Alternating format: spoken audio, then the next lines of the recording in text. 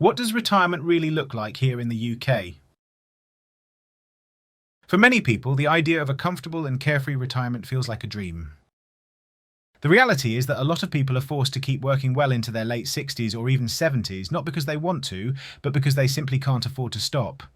Some rely on family, friends, or government support just to get by, and while the average numbers might sound okay on paper, the truth is that for many, retirement feels financially tight. In this video, we'll look at the average retirement income in the UK, why so many people struggle to make ends meet, and, most importantly, what you can start doing now, whether you're in your 30s, 40s or 50s, to make sure you're not stuck in the same situation. Welcome to Budget and Build. I teach people about money, personal finance and investing. If you want to take control of your financial future, hit that subscribe button, and if you find this video helpful, give it a like. For many people, retirement income is built around the state pension. As of 2024, the full new state pension is about £11,500 a year. That's roughly £220 a week. Now, here's the problem. For a large percentage of retirees, the state pension is their main source of income. According to Age UK, about 1 in 5 pensioners have no other income beyond the state pension.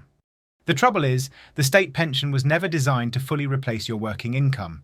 It was meant to provide a base level of support, something to build on with your own savings and workplace pensions.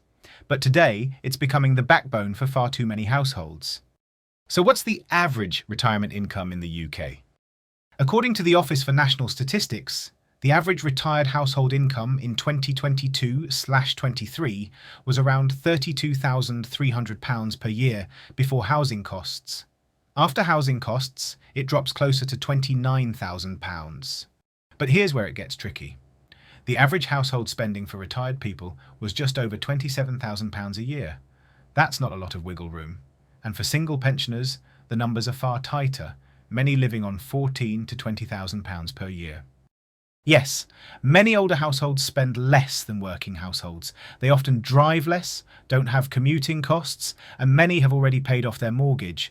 But with rising food, energy, and healthcare costs, even reduced spending is becoming harder to manage.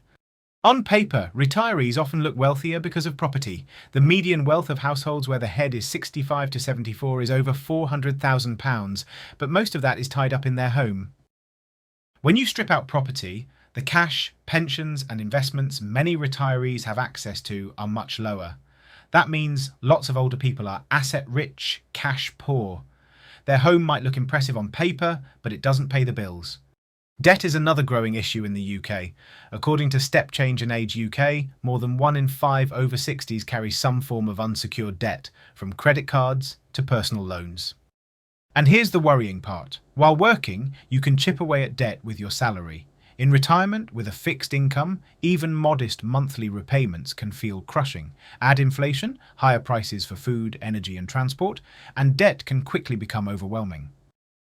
Of course, averages don't tell the whole story. Retirement incomes vary massively across the UK. Retirees in London and the South East typically report higher incomes than those in the North East or Wales, largely because of historic wage differences and pensions. Some retirees downsize and free up cash. Others stay in homes that are valuable but expensive to maintain. People who worked in the public sector or had defined benefit pensions often fare far better than those with small private pots or gaps in contributions. Pension credit, winter fuel payments, and council tax support can make a real difference, but not everyone qualifies. Here's the truth. The average retiree in the UK is leaning heavily on the state pension, with limited savings or pension pots to top it up. Rising costs mean many are cutting back on essentials, dipping into savings faster than planned, or even delaying retirement altogether. If you're in your 30s, 40s or 50s, this isn't meant to scare you. It's a wake-up call. Because while many people are behind, you still have time to change your trajectory. What you can do, starting today. Here are practical steps to avoid becoming dependent on just the state pension. Go to gov.uk and see how much you're on track to get. Make sure you're filling any gaps in national insurance contributions. If your employer offers a pension scheme, contribute as much as you can, especially if they match your contributions. That's free money. Stocks and shares ISAs are a tax-efficient way to invest for retirement, giving you access before pension age if needed. Know exactly what's coming in and going out. Redirect wasted money into savings or investments.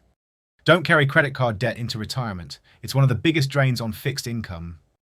Whether it's a side hustle, developing new skills, or moving to a better paying role, extra income in your 40s or 50s makes a massive difference later.